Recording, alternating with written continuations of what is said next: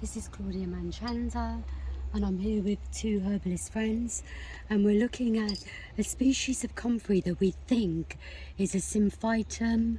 What's the second name? Ursinum? Sorry guys.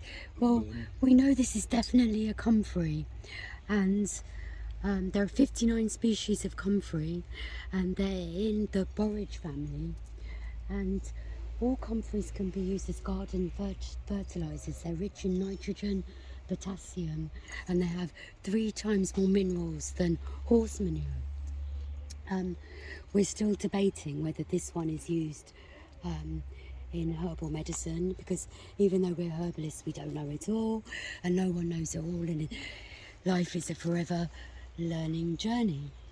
But in herbal medicine, comfrey is a herb of Saturn, and herbs of Saturn are harvested and prepared on Saturdays. So typically herbs of Saturn balance fluids, and they make things, they're kind of solidifying. They have yin energy, and they solidify tissues together. They bind secretions, and they oppose the signatures of the planets Moon and Venus. Comfrey likes to live in kind of clay soil, and its name in Latin is Symphytum, and Symphytum means to unite, and that refers to setting bones. It's also known as knit bone. In French it's called consud, which means well together. In herbal medicine, there's been a lot of controversy and worry about use of this plant because of these chemicals called pyrrolizidine alkaloids. And pyrrolizidine alkaloids are metabolized in the liver by these enzymes called the cytochrome P45 enzymes. Not all borage plants are very high in it, but comfrey is particularly high in it. And long-term ingestion of pyrrolizidine alkaloids is linked to liver damage and even liver cancer.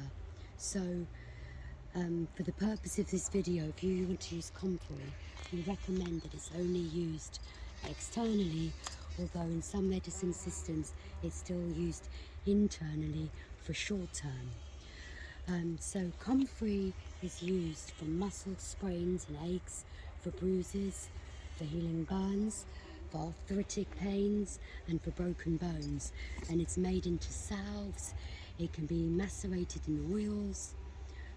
It's got a chemical in it called allantoin, and allantoin speeds up healing.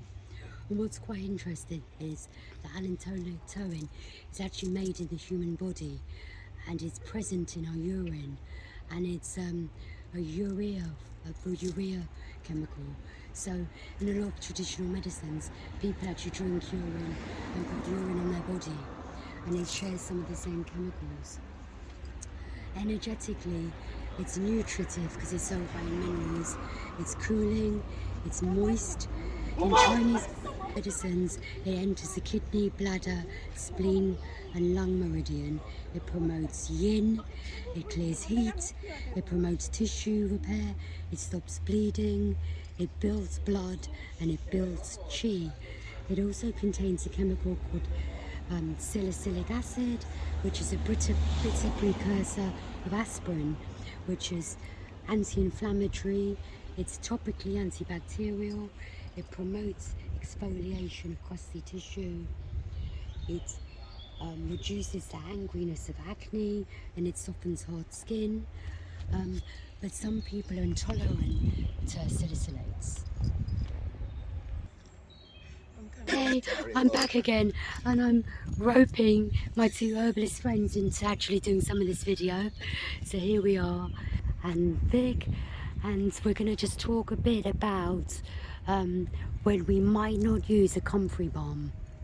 Yeah, so one thing to be careful of, as Claudia just mentioned, making salves and balms for the skin, is with comfrey you want to avoid deep wounds, because what happens, it heals the surface of the skin, the surface tissue of the skin really quickly.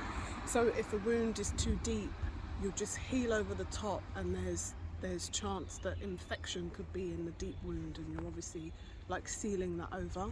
So in terms of kind of wounds and stuff, it's more kind of surface wounds, cuts and bruises, as opposed to things that are really deep. Definitely. Yeah. So yeah, and there is also a theory that if you make balms with beeswax, the beeswax will seal the wound, and some bacteria, they are anaerobic, so they don't need oxygen to thrive. So in this case, they would thrive in there. So we seal the skin, and then the infection is still kind of going underneath. So you don't want to do that, obviously. You want to heal from inside out. But as a suggestion here, if you decide not to use comfrey balms and ointment, you can always use calendula tea. You just do like a simple infusion. You can get like with a clean cotton or some sort of clean tissue, sterile tissue, and then you can put it on top of your wounds or ulcers or anything that you have in your skin. So that's a safer way.